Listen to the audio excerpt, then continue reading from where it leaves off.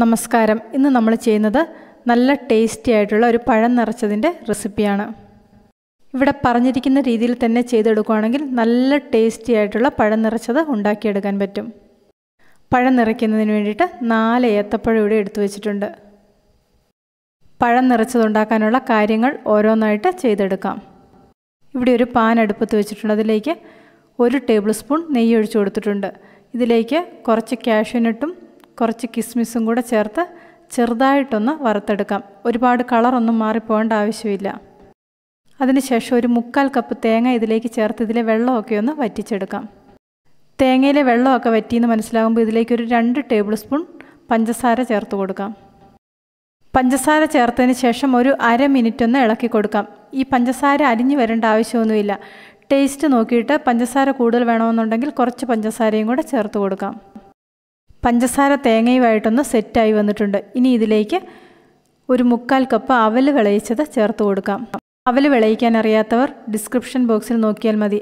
അവൽ വിളയിച്ചതിൻ്റെ വീഡിയോയുടെ ലിങ്ക് ഇട്ട് കൊടുത്തിട്ടുണ്ട്. അടുത്തതായിട്ട് നേരത്തെ വറുത്ത് വെച്ച കാഷ്യൂനട്ടും കിസ്മിസും ചേർത്ത് കൊടുക്കാം.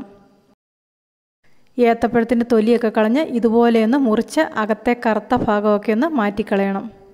പഴത്തിൻ്റെ അകത്തെ കറുത്ത ഭാഗമൊക്കെ മുറിച്ച് 2 അരികും കട്ടാകാത്ത രീതിയിൽ വേണം മുറിച്ചെടുക്കാൻ. ഒരു ചെറിയ കത്തി ഉപയോഗിച്ചിട്ട് മുറിക്കാം.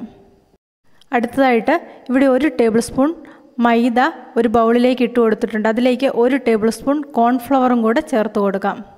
അഥവാ ഇനി നിങ്ങളുടെ ഈ കോൺഫ്ലവർ ഇല്ലെന്നുണ്ടെങ്കിൽ 2 ടേബിൾ സ്പൂൺ മൈദ എടുക്കാം.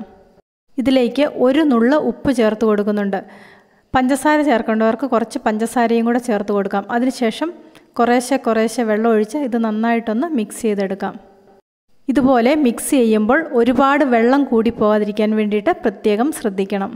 പഴത്തിൻ്റെ മുറിച്ചെടുത്ത ഭാഗം കോട്ട് ചെയ്യുന്നതിന് വേണ്ടിയിട്ടാണ് ഇതുപോലെ മൈദയും കോൺഫ്ലവറും കൂടെ മിക്സ് ചെയ്യുന്നത്.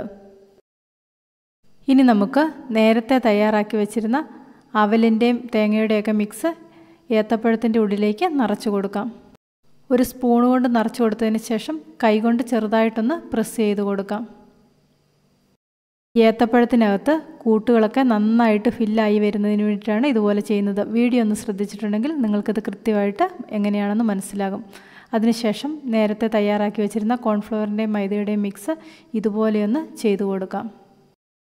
ഏത്തപ്പഴത്തിൻ്റെ തുറന്നിരിക്കുന്ന ഭാഗം മുഴുവൻ ഇതുപോലെയൊന്ന് അടച്ചു കൊടുക്കാം. അടുത്തതായിട്ട് ചെയ്യേണ്ടത് ഇവിടെ ഒരു പരന്ന പാൻ അടുപ്പത്ത് വെച്ചിട്ടുണ്ട്. അതിലേക്ക് കുറച്ച് നെയ്യ് ഒഴിച്ചു കൊടുക്കാം.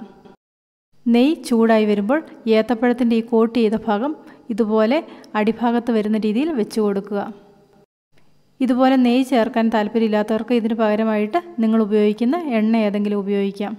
നെയ്യ് ചേർക്കുന്നതിനാണ് ഏറ്റവും കൂടുതൽ ടേസ്റ്റ്. ഈ കോട്ട് ചെയ്തിരിക്കുന്ന ഭാഗം ഒന്ന് സെറ്റായി വരുമ്പോൾ പഴം ഒന്ന് തിരിച്ചിട്ട് കൊടുക്കാം. അതിനുശേഷം എല്ലാ ഭാഗവും വെന്ത് വരുന്നതുവരെ തിരിച്ചും മറിച്ചും ഇട്ട് കൊടുക്കാം. വളരെ ടേസ്റ്റി ആയിട്ടുള്ളൊരു മലബാർ ഐറ്റമാണ് ഏത്തപ്പഴം നിറച്ചത്. ഇതുപോലെ ഏത്തപ്പഴം നിറച്ചത് ചെയ്തു നോക്കിയിട്ടില്ലാത്തവർ ഒരു പ്രാവശ്യം ഒന്ന് ചെയ്തു നോക്കുക. തീർച്ചയായിട്ടും നിങ്ങൾക്കിതിൻ്റെ ടേസ്റ്റ് ഇഷ്ടപ്പെടും. ഇന്നത്തെ ഈ റെസിപ്പി ഇഷ്ടപ്പെട്ടെങ്കിൽ ലൈക്ക് ചെയ്യാനും ഷെയർ ചെയ്യാനും നിങ്ങളുടെ അഭിപ്രായങ്ങൾ അറിയിക്കാനും മറക്കണ്ട.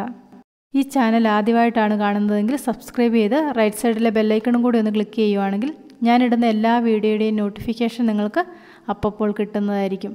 പുതിയൊരു വീഡിയോയുമായിട്ട് വീണ്ടും കാണാം.